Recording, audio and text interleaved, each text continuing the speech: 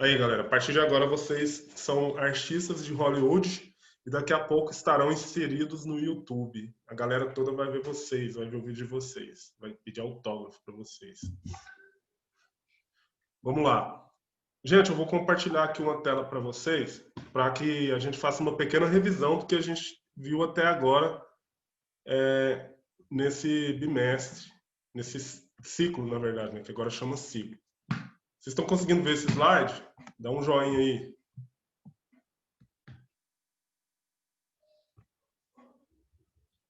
Muito bem. O Iaí Marcão tá vendo, o Eric também. Certo.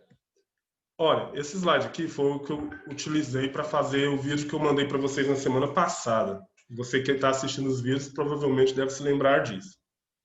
Então, olha, esse período que nós estamos estudando agora, ele é conhecido como período militar. É um período que dura de 1964 a 1985. Ele é conhecido como período militar porque ele está tratando da política do Brasil nessa época e os presidentes do Brasil neste período, todos eles foram militares, generais. E esses políticos, esses presidentes, eles chegaram ao poder porque porque eles tinham medo de que o governo, o Brasil, passasse por um golpe socialista. O Brasil passasse a ser um país socialista. Eles tinham medo que isso acontecesse pelo que eles estavam observando no governo que antecedeu o período militar, que é o governo do João Goulart. Todo mundo aqui sabe o que é socialismo?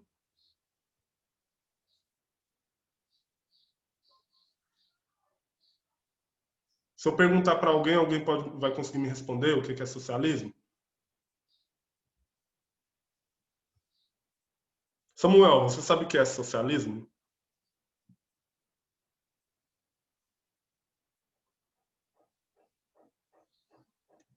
Eric?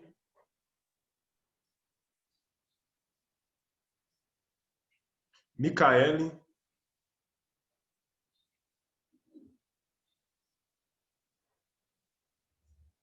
Bianca? Teorias de organizações econômicas?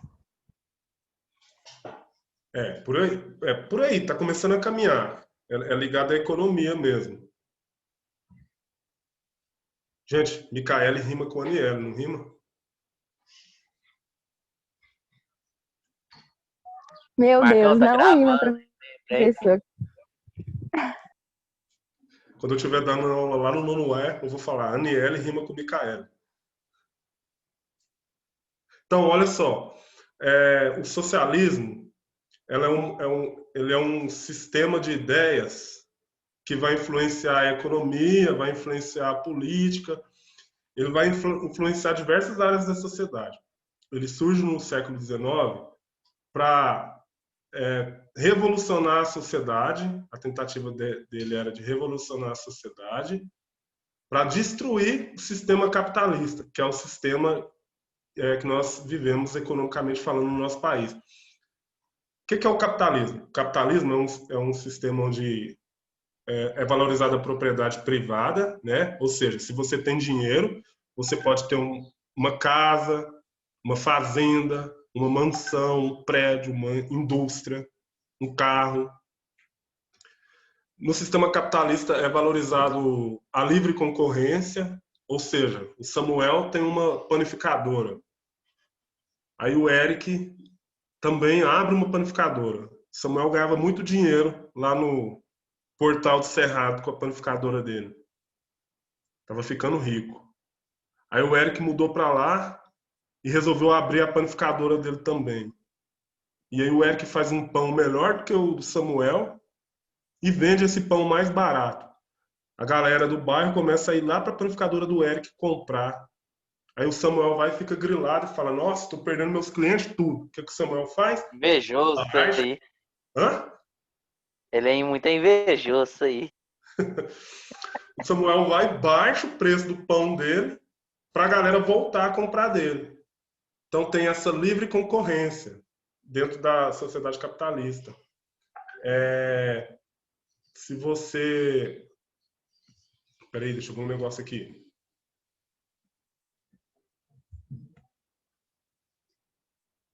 Não, vou continuar. Tem essa ideia de livre concorrência. E também a livre comércio, né? Eu falei livre comércio, livre concorrência, foi isso que eu falei, né?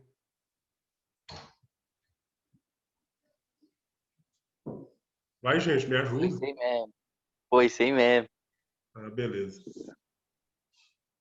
Eu agora não consigo ver o chat porque eu tô compartilhando tela. Alguém falou alguma coisa aí? Mas ele tá sorrindo mesmo, relaxa. Tá, de boa. Então, Samuel. Então, gente, dentro dessa sociedade capitalista também, se você se prepara, se você estuda, se você se capacita fazendo curso, fazendo diversas coisas, você consegue conquistar as coisas, certo? E aí o pessoal do socialismo falava, nossa, essa sociedade capitalista ela gera desigualdade, porque tem muito pobre e esses pobres não conseguem se qualificar para comprar uma casa, para comprar uma indústria, para ter um carro legal, né? A galera não se contenta com o Fusca, então fica doido para ter um carro mais massa. E aí, esse pessoal falou, não, a gente precisa mudar isso. Vamos pensar numa sociedade igualitária, onde não exista rico e nem pobre, que todos sejam iguais. Então, o socialismo tem a ideia de pegar a propriedade privada, tomar daquele cara e entregar para o governo administrar, e o governo vai distribuir as coisas de forma igualitária. Então, todo mundo vai ter casa, só que a casa vai pertencer ao governo. Todo mundo tem carro, só que o carro não pertence a essas pessoas. Não existe rico nem pobre. Essa é a ideia do socialismo, certo? Aí, o período militar começa porque os militares ficavam com medo desse socialismo ser implantado no Brasil. Ainda mais por causa da Guerra Fria que acontecia naquela época. Alguma dúvida até aqui?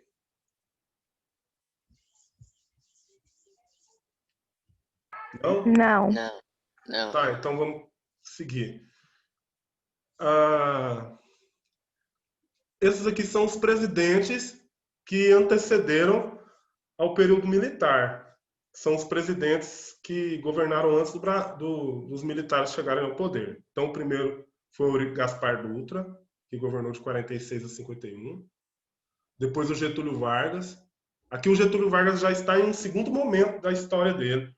Você que prestou atenção nas coisas que nós compartilhamos durante esse período, provavelmente vocês se lembram de que o Getúlio Vargas governou de 1930 a 1945 também. Só que a diferença é que naquela época ele não foi eleito, ele governou através de golpes. Aqui de 51 a 54, o Getúlio Vargas ele foi eleito, certo? Depois o JK, Juscelino Kubitschek, de 56 a 61, foi o cara que construiu Brasília como nós vimos, há umas 2 semanas atrás. O Jânio Quadros, que governou só de janeiro de 61 a agosto do mesmo ano, ele renunciou. E por fim o João Goulart, que governou de 61 a 64. E foi no governo do João Goulart que aconteceu a polêmica que culminou no golpe, que levou os militares ao poder. Essa fase do governo é conhecida como populismo, porque todos esses governantes aqui são populistas. O governante populista é aquele que governa dizendo coisas que o povo gosta de escutar. Por exemplo, se eu for eleito, eu vou acabar com a corrupção no Brasil. Se eu for eleito, eu vou dar 500 mil para todo mundo de Bolsa Família. Se eu for eleito, eu vou dobrar o auxílio emergencial, vai passar a ser agora 1.200. Se eu for eleito, eu vou dar 2 panificadoras para Samuel no Portal do Cerrado. Se eu for eleito, eu vou... Enfim, pensa numa coisa aí bem impossível. Os políticos populistas eles têm essa ideia. E também eles têm a ideia de carisma, de querer se parecer com o povo, andar no meio do povo, se identificar com o povo, falar a língua do povo, ter um acesso direto ao povo, sabe? Estilo Bolsonaro, que sai lá do palácio dele, lá do Planalto, todo dia e vai lá conversar com a população lá na porta.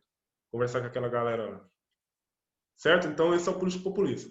Todos esses governantes aqui foram populistas. O João Goulart, que é esse cara aqui, ele, no governo dele, após o Jânio Quadros renunciar, o João Goulart assumiu, ele propôs um negócio chamado reformas de base. E uma das reformas de base que ele tinha era a reforma agrária. Alguém consegue me explicar o que é reforma agrária?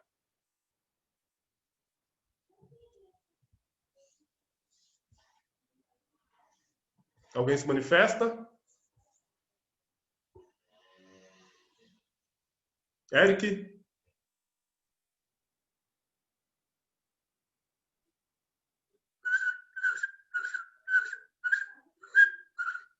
Ninguém.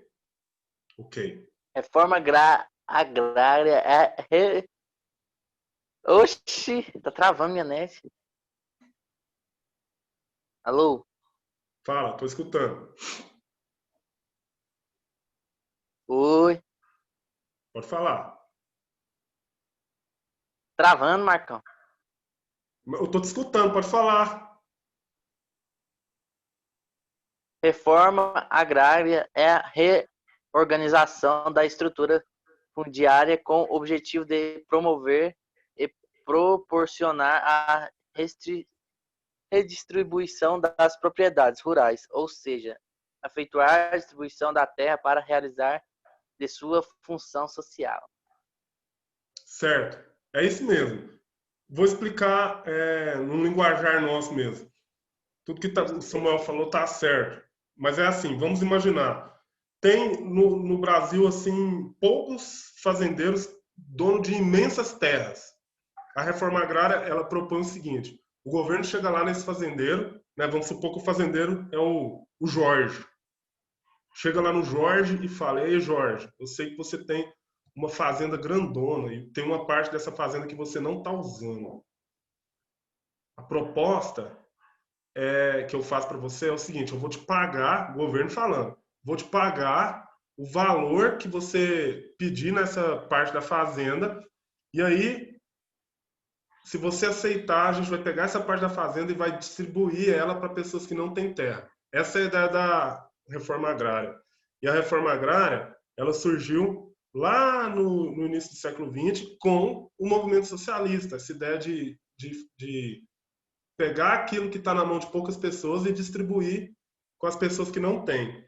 E aí, cara, isso preocupou demais o governo, aliás, os militares e a classe média do Brasil, que a classe média ficou com medo de acontecer a Revolução Socialista no país e eles perderem os seus bens para os socialistas e os socialistas repartirem esses bens com a população. Então a galera revoltou, né? O João Goulart apresentou essa reforma aqui nesse discurso que ele fez na Central do Brasil, como vocês podem ver aí no slide, onde 150 mil pessoas estavam presentes.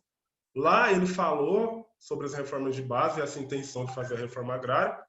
E aí a classe média ficou preocupada. Alguns dias depois, como a gente pode ver nessa imagem, essas distintas senhoras segurando esse cartaz, Marcha da Família com Deus pela Liberdade.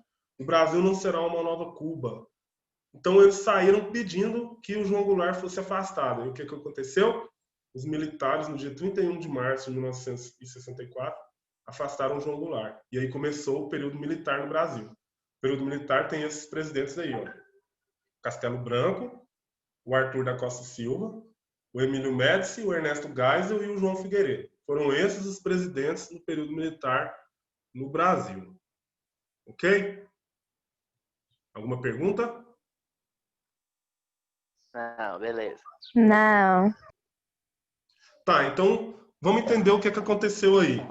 Bom, esses presidentes, eles tiraram o João Goulart do poder justamente porque eles tinham medo do socialismo ser implantado no Brasil. E aí, assim que eles entraram no poder, eles acabaram com a eleição direta para presidente. As pessoas não podiam votar mais para escolher o seu presidente. E aí eles instituíram o colégio eleitoral. O colégio eleitoral era só os deputados e os senadores que votavam para escolher o presidente. Esse mapa mental aqui, ó, que eu coloquei no slide, eu nem sei se eu coloquei ele em atividade para vocês. Essa parte aqui eu queria mostrar para vocês. O sistema partidário passou a ser bipartidário. só tinha dois partidos, que era a Arena, que é o Partido dos Militares, e o MDB, que é a oposição. Então, todos os militares eram da Arena. E quem era oposição era do MDB. Mas essa oposição não valia de nada. O que é uma oposição? É alguém que se põe com uma ideia contrária à do governo, que não concorda com o governo, que quer tirar o governo, certo? Então, essa oposição não valia de nada. Sempre nessa eleição para presidente, ganhava um militar, porque os deputados votavam só nos militares.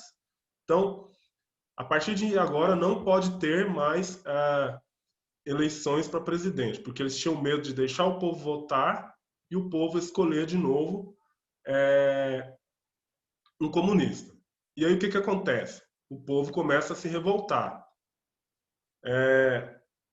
Aqui tem a imagem de um estudante chamado Edson Luiz. Esse menino aqui, ele era um pouco mais velho que vocês. Eu acho que ele tinha no máximo uns 18 anos. A família dele mandou ele do Pará para o Rio de Janeiro para ele terminar o ensino médio. E aí, em uma manifestação estudantil que teve lá em um restaurante lá no Rio, ele foi morto pela polícia.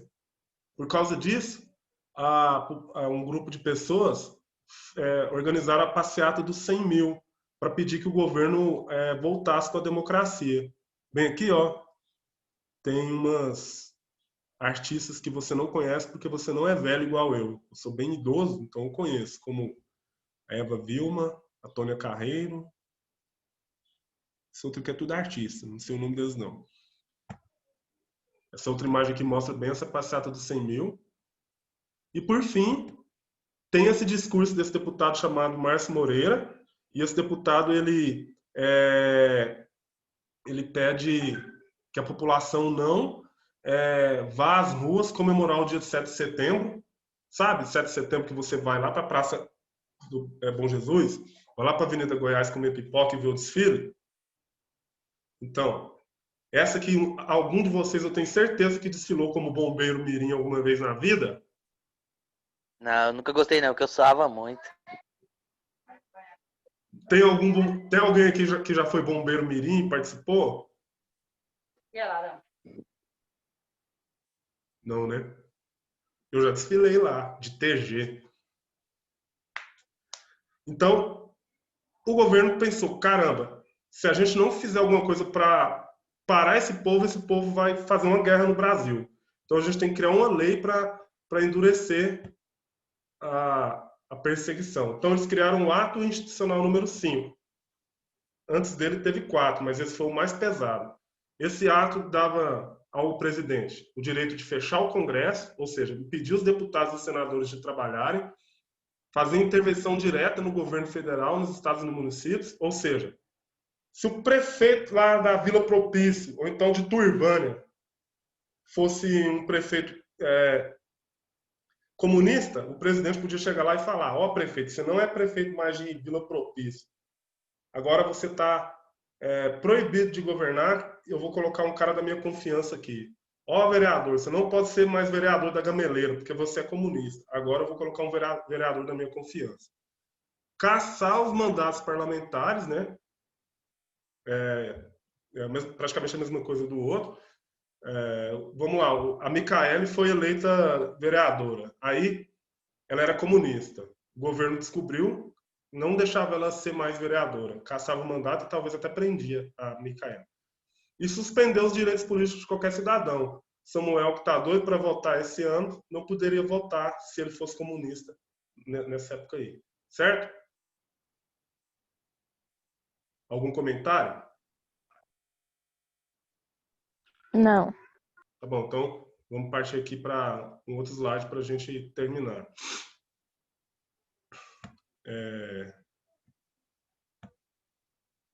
A atividade que eu fiz para vocês, ela era... Tá vendo o slide aí? Todo mundo tá vendo? É movimentos de resistência. O que é resistência? Me ajuda aí. O que é resistir a alguma coisa? Quem pode me ajudar? Não desistir daquela coisa. Certo. Mais alguém? Quer acrescentar?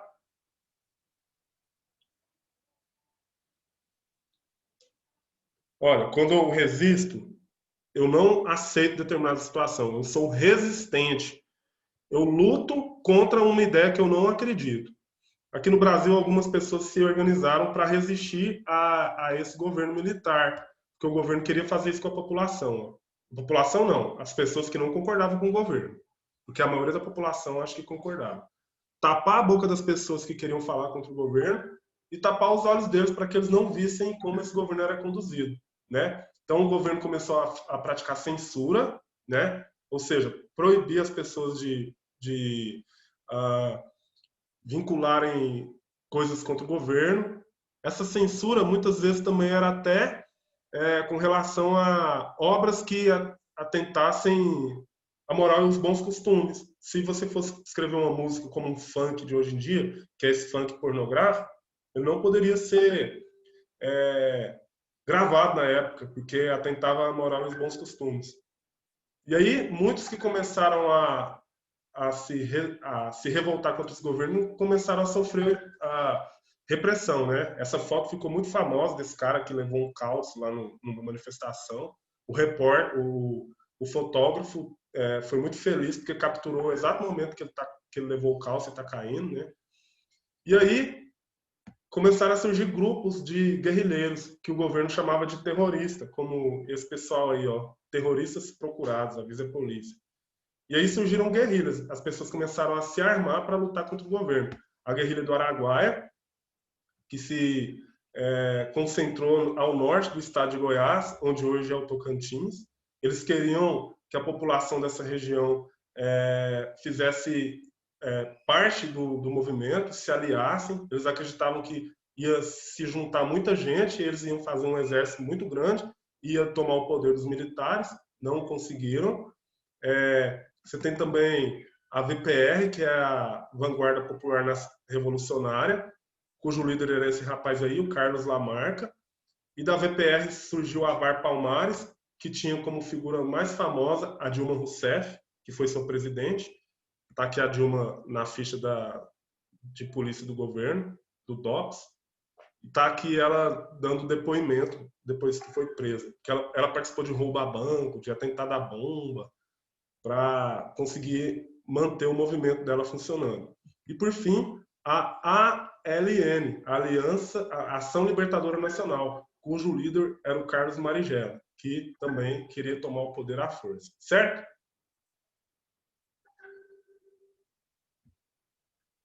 Vamos caminhar para o final aqui. A atividade... Peraí, não compartilhei a tela.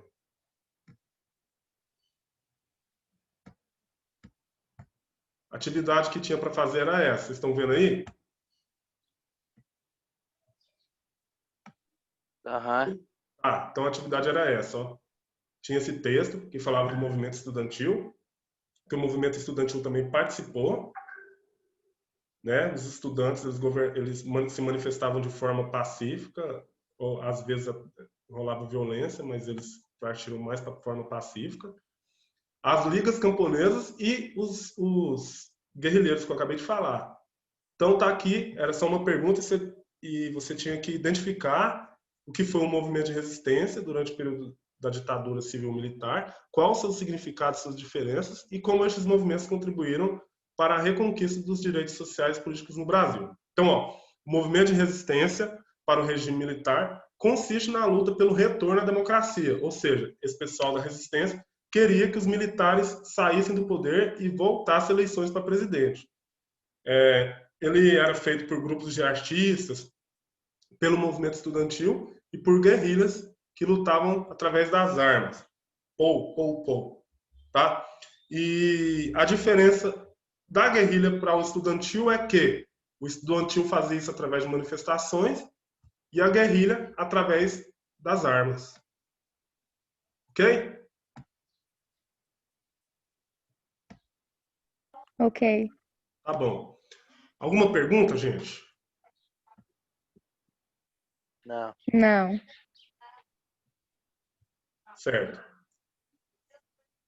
A gente tem mais aula essa semana, não, né? De história? Acho que não.